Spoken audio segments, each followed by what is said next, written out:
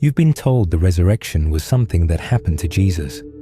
A body restored, a tomb left empty, a miracle meant to be believed or rejected. But what if the resurrection was never meant to be black or white, either believed or rejected, but something recognized on a deeper level? Because the earliest Christians who understood it never tried to prove it at all. They treated it as something you recognized when you were ready.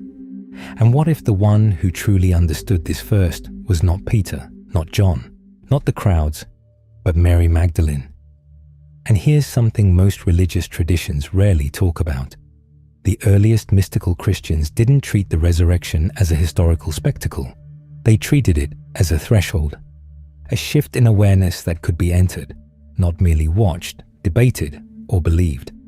And hidden in the traditions surrounding Mary Magdalene is a symbol so strange, so rarely discussed, that it almost feels out of place in modern Christianity. A cave tucked away in the mountains of southern France, a place known as the Cave of Eggs.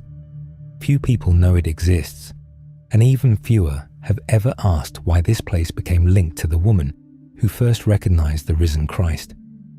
This video isn't about uncovering secret documents or rewriting scripture. It's about the real meaning behind one of the most important moments in human history. Because the real question was never about how the resurrection happened, but what it meant when it was understood in a way that could transform how life was lived. Mary Magdalene recognized that the resurrection was not only a past event, nor a promise reserved for the future, but something unfolding in the present moment. She didn't argue theology. She didn't offer proof. She simply recognized something the others couldn't yet see. Because what Mary understood doesn't just reframe the resurrection. It redefines where awakening actually takes place.